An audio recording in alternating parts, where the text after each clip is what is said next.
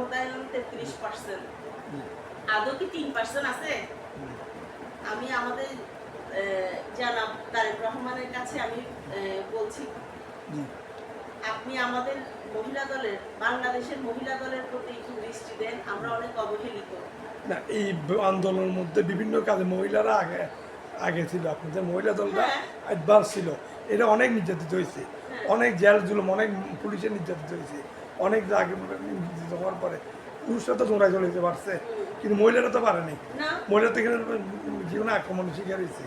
এত ত্যাগের মধ্যে মহিলারা এখন কি অবস্থায়, কি পাইতেছে একটু বলেন। কিছুই পাচ্ছি না, আমরা কোথাও কোনো সুযোগ সুবিধা পাচ্ছি না। আমরা যেমন পুরুষরা তো কোনো কাজকর্ম, ব্যবসা বাণিজ্য বা কিছু একটা করতে পারতেছে, আমরা সেই সুযোগটা কোথাও পাচ্ছি না। আর এখানে হাইব্রিড কিছু বর্তমানে হাইব্রিড তো আছে, কিন্তু 5ই আগস্টের পরে আমার এলাকায় আমি নিজেই বের করছি যাদেরকে, তারা নাকি শুনতেছি এখন নির্বাচন করবে। তো করুক না, সমস্যা নাই, এটা তার গণতান্ত্রিক অধিকার। কিন্তু শুনতে খুব খারাপ লাগে। যেমন আমি 15 সালে নির্বাচন করেছি। 15 সালে তো তখন মাঠে কেউ ছিল না, তখন আপডেট করতে হয়েছিল দলকে দিয়ে রাখার জন্য করেছি। তারপরে 21 সালে যেটা হয়েছে সেটা আমি করতে পারি না, বাবা অসুস্থ ছিল, নাহলে আমি করার জন্য প্রস্তুতি নিয়েছিলাম, করতে পারি না, দুর্ভাগ্য সেটা আমার।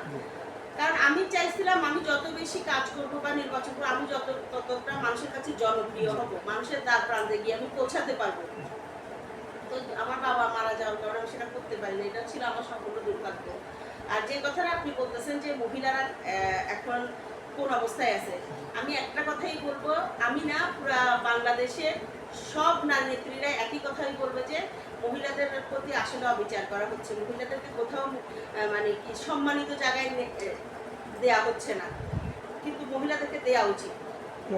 যেমন আমাদের এই চট্টগ্রাম মহানগর মহিলা দলের একজন সবচাইতে নির্যাতিত নারী নেত্রী হচ্ছে আমাদের সভানেত্রী মনোয়ারা বেগম মনি আপা, চিনেন তো?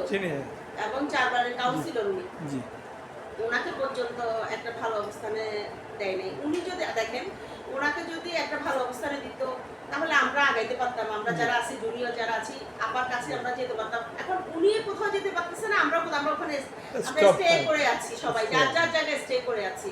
কিন্তু আসলে আজকে এতটা বছর যে আমরা রাজনীতি করেছি, আমাদেরকে যখন যেভাবে ডাকছে, যেখানে যেতে বলছে সেখানে গেছি, এবং সবচেয়ে সম্মুখ সারি, সামনের সারিতে আমরাই ছিলাম, নারীরাই ছিলাম। না, এগুলো তো আমাদের কাছে ফুটেজ আছে, আমাদের সাংবাদিকদের কাছে। কিন্তু আজকে নারীদের কোথাও মূল্যায়ন নাই, যেটা সত্যি কথা।